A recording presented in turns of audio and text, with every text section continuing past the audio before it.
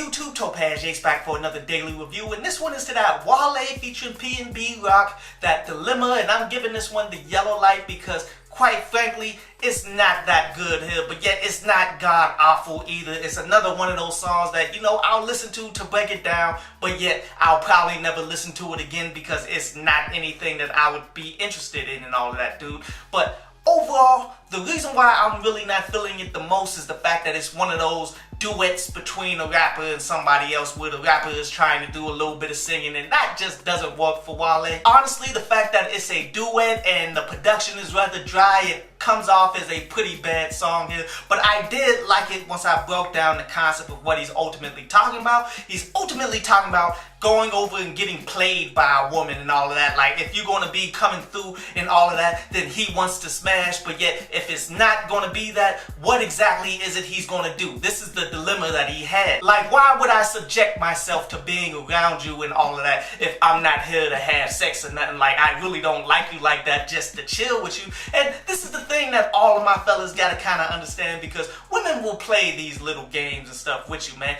In the end, when you go over and try to chill with a woman, you already gotta have stuff lined up thinking this is what I'm going to do if things ain't happening the way I want it to happen. And that's why Netflix and chill was so popular and all that. Like, people be like, okay, we could just pop on Netflix and watch something that I want. But in the end, me, myself, I got a long list of shows that I want to watch anyway. Have you guys seen that Genius show that just debuted on the History Channel, I do believe, where it's pretty much a historical piece on Albert Einstein as he's thinking about his whole theory of relativity and all that, but yet they're going into his life and how he was really distant from everybody and how he really didn't understand the whole movement of Hitler as it was sweeping in, like he wanted to sit back and fight, but yet he finally realized it when they was hitting people upside their head. It looks to be a promising show, so if I were to go over to a chick's house or something and thinking that I'm going to smash and she decides not to smash, then I'm going to pull that right up and be like, okay, we just going to chill and watch this, man, or I'll just pull out some liquor and start drinking or something, man. You always got to have plans just in case, because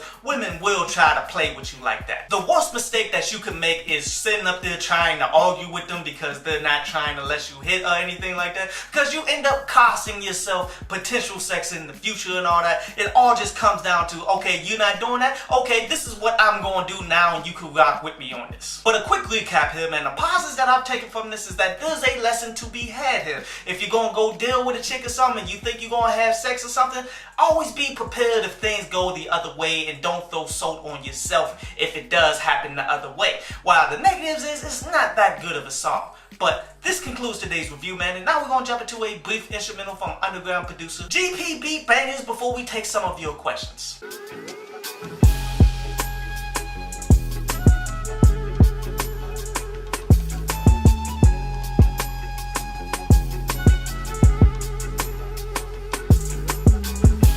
So Tight Money Grip says after he heard the Kendrick Lamar interview on Beats Radio, I believe he said, and then he kind of gathered an understanding of the direction and the tone of the music, he feels as though it matches the Marshall Mathers LP. And I'm not co-signing that one. I really don't hear that at all. But if anybody else feel that kind of way, then please let me know. But that's one of my favorite albums from back in the day, man. But I don't hear no I Am Whatever You Say I Am on this damn album. And Blanchard says that we don't need perfection, where he's ultimately talking about my reviews.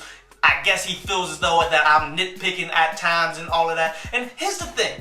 We're never going to get perfection based on the individual and all that. Do you absolutely need perfection to enjoy songs? No. But yet, you should demand perfection. Like, when you start settling for whatever an artist gives you instead of demanding for the best potential music that they can get, then you end up just going ahead and co-signing nonsense from that individual, much like how a lot of these Kendrick Lamar fans are out here. Like, you're not demanding the best music from him. Instead, what you want is just something from him so you can prop it up as being the greatest project out right now without even fully breaking it down, without even fully understanding it, just because it's Kendrick, you saying that it's that great. I hope you enjoyed the show. You can follow me at Twitter up there, and you can go to downloadpaz.com, that's down there, to read today's article.